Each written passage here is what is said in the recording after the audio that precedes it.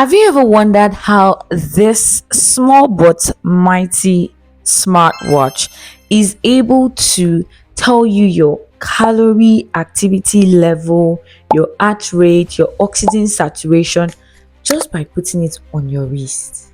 Like, isn't it really incredible and interesting how tech works?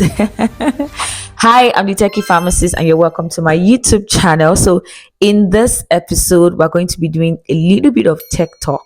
So, I'm going to be doing tech talk once every month, and in tech talk episodes, I'm going to be doing some reviews, and we are also going to be learning some behind the scenes when it comes to tech and your health. So, stay tuned. So let's go back to how this devices can be able to give you that amount of details just by putting it on your wrist. So first things first, smartwatches, fitness bands, or smart rings that we wear on our body are called wearable technology or wearable health trackers. At the core of these devices are various sensors.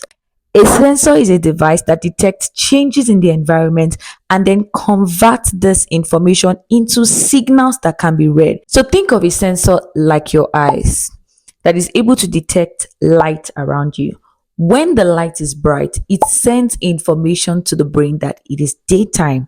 And when the light is dark, it sends information to the brain that it is nighttime. So you can see that correlation. This wearable technology, they contain different sensors. So each of those sensors in those technology, they have different roles that they are playing, right? So depending on the kind of wearable technology that you're getting, some can detect oxygen saturation while some cannot. That's because of the type of sensors that are in those wearable technology. So let's look at some sensors that are contained in wearable technologies. So the first thing we're going to be looking at is the accelerometer.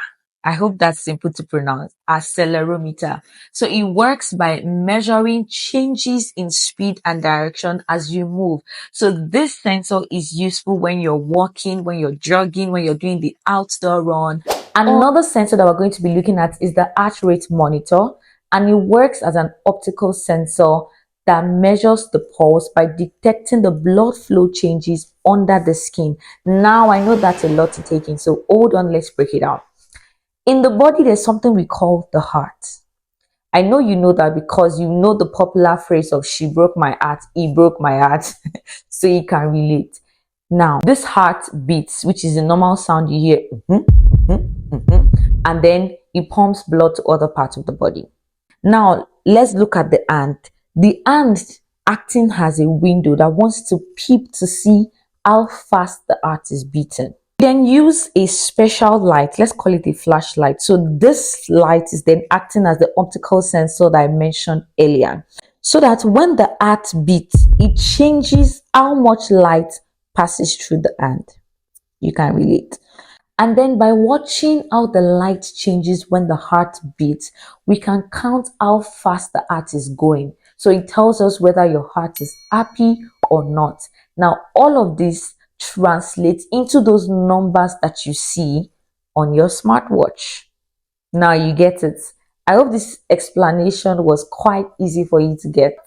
Another sensor that we're going to be looking at is the gyroscope. So the gyroscope detects the orientation and rotation of your device, so that when you're running or when you're walking and then you're like, like all those Usain Bolt, all those runners, when they are turning, exactly, so that it can be able to accurately detect the distance traveled. For example, like swimming, like cycling, whereby you might not necessarily, be doing that activity on a straight line. You might need to turn or swerve, and things like that.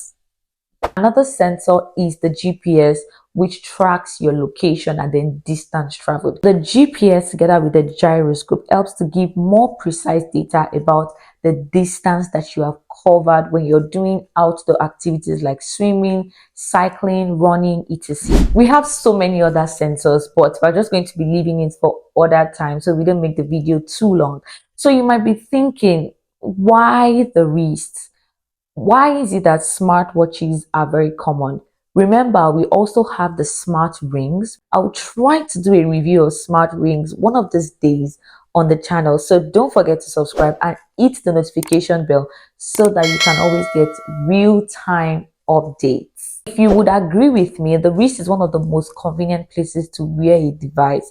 I mean, it matches the aesthetics of what you're wearing, especially for females. I know you can all relate with this. And then it is easily accessible for quick glance and adjustment. So you can always do like this, just check the time, check your notifications, and things like that. The wrist also provides constant contact with the skin, which is helpful for the sensors, especially that of the heart rate and then oxygen saturation, to be able to give more accurate data.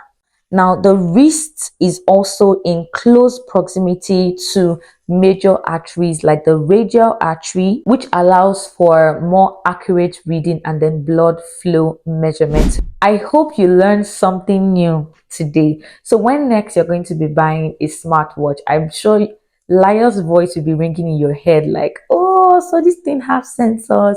That's how they work. Yeah, so that's the goal, for her to learn something. Let me know which health metric you find interesting or useful. Is it your heart rate? Is it the amount of calories you've burned? Is it the distance you've covered? Or is it your oxygen saturation? So for me, I would say it's the number of calories burned and then distance covered. And then the number of steps. Yes, number of steps. Don't forget to like, subscribe, and share. See you in the next one. Bye.